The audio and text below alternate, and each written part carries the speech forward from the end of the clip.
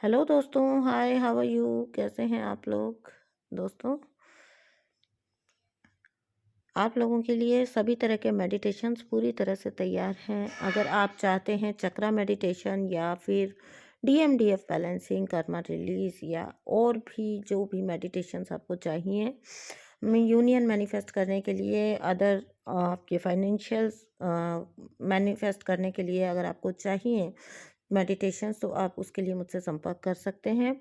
साथ ही साथ मैं देती हूँ आपको इनर वर्क भी और अदर जनरल रीडिंग्स भी। तो आप करना चाहें तो मेरे साथ बुक कर सकते हैं, अपने लिए कोई रीडिंग बुक कर सकते हैं।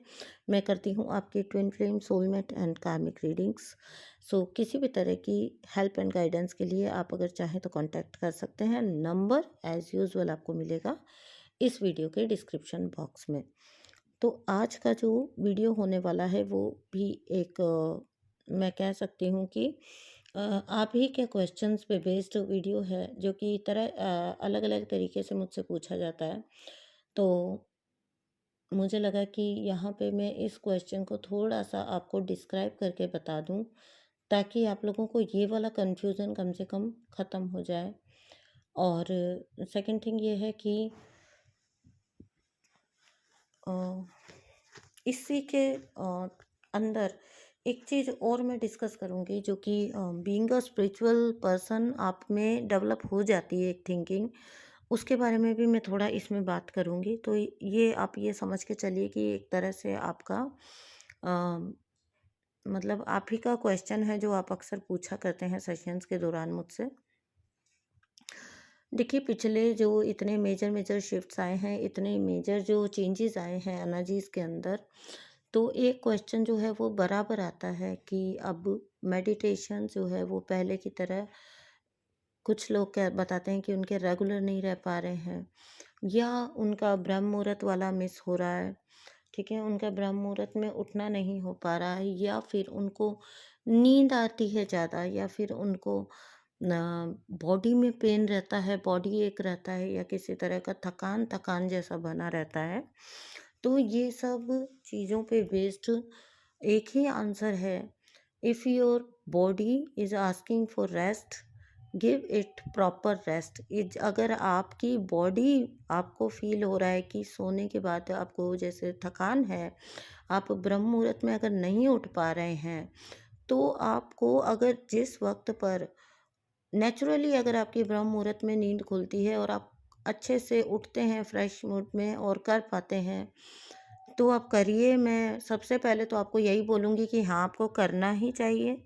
किसी भी तरीके से आपको उस चीज़ को थोड़ा मेंटेन करना चाहिए, लेकिन उसके बावजूद भी अगर आपकी बॉडी रेस्ट मांगती है, तो आपको बॉडी को प्रॉपर रेस्ट देना है। क्योंकि जब कभी भी मेजर शिफ्ट्स आते हैं, जैसे ये 8-8 पोर्टल का टाइम आता है, या 10-10 आता है, या 11-11 आता है, तो बहुत आपके मेजर वाले जो होते हैं वो डीएनए रिपेयरिंग के प्रोसेस भी होते हैं। अदर शिफ्ट्स की वजह से आपको बहुत सारे असेंशन सिम्टम्स फेस करने पड़ते हैं। आपकी बहुत बड़े स्तर की हीलिंग चलती है।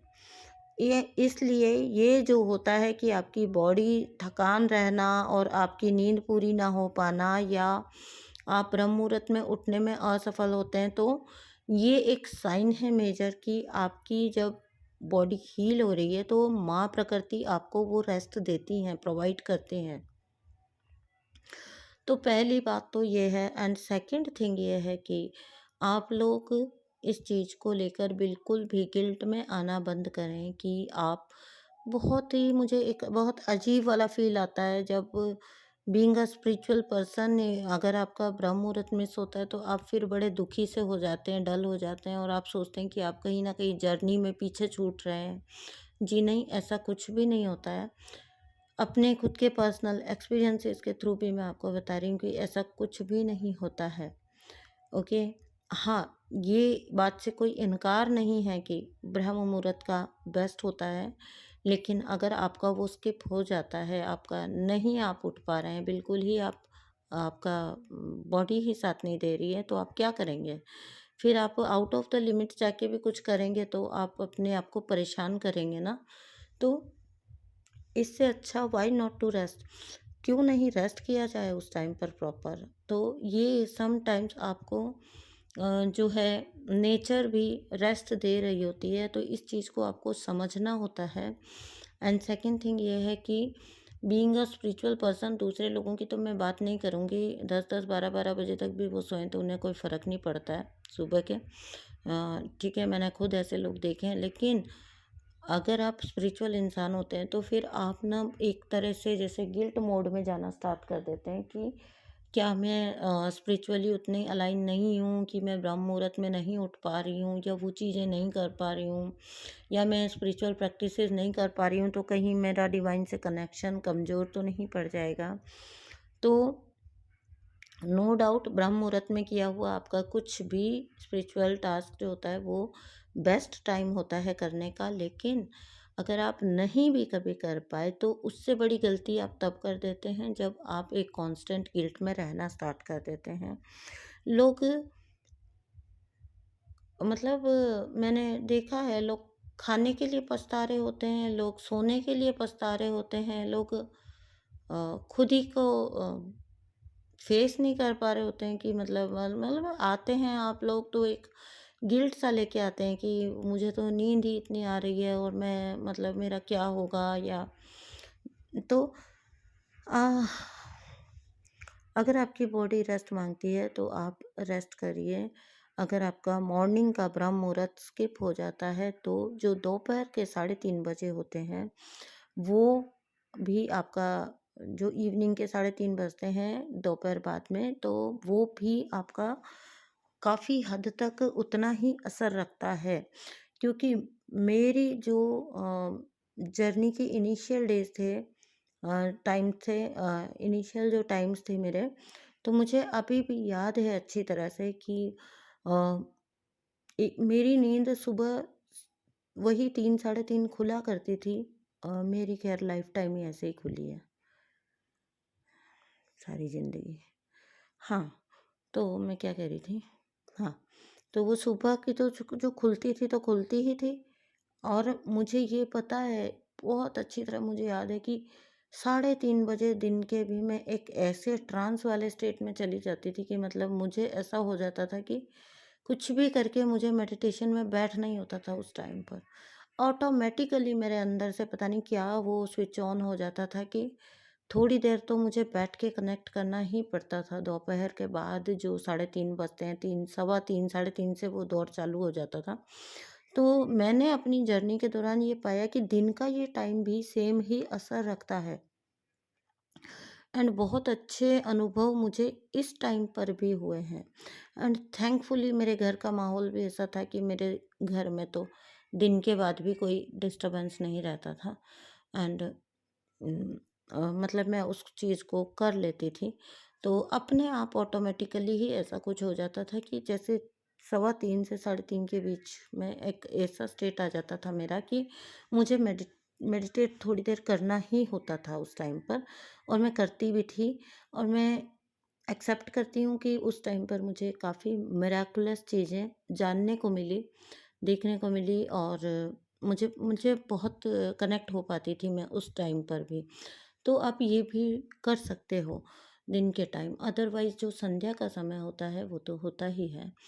तो आप कभी भी इन चीज़ों को लेके गिल्ट में मत जाइए। हीलिंग जब चल रही होती है आपकी, तो आपको रेस्ट बहुत ज़रूरी होता है। अपने लिए टाइम निकाल कर रेस्ट करें। अपने आप को प्रायोरिटी पर रखें, ठीक है? बर्डन लेकर नहीं, आप बेफ़िक्र होके सोएँ। कोई बात नहीं, नींद आ रही है, कोई गुनाह नहीं कर रहे हैं आप, नींद ही सो ही रहे हैं ना। अगर लगता है कि थोड़ा और सोना है तो थोड़ा सोएँ, थोड़ा रेस्ट करें, और गिल्ट क्रिएट ना करें किसी भी तरह का। हाँ, अगर बहुत ही ज़्यादा एक्सट्रीम लेवल पे जाके नींद का हो रहा है तो फिर, और आपको साथ ही साथ डिप्रेशन के साइन भी दिख रहे हैं अपने अंदर, तब फिर वो भी एक वो अलार्मिंग साइन होता है आपका। डिप्रेशन में जब इंसान जा रहा होता है तब भी उसे बहुत ज़्यादा नींद आती है।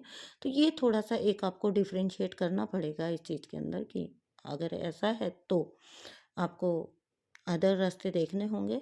अदरवाइज़ अगर एक नॉर्मली एक ऐसा होता है ना कि यार उठ गए लेकिन एक झपकी और ले ली जाए, तो फिर कोई उसमें कुछ आप गुनाह नहीं कर रहे हैं, ठीक है? तो बहुत ज़्यादा एक्सेसिव हर चीज़ खराब होती है, लेकिन थोड़ा रेस्ट अगर बॉडी माँग रही है, तो समझिए कि आप हीलिंग के प्रोसेस में हैं। उस टाइम पर एक चीज़ और हो रही होगी आपके साथ, अगर आपकी हीलिंग की वजह से नींद ऐसा हो रही है, तो मैंने बहुत नोटिस किया ये साइन।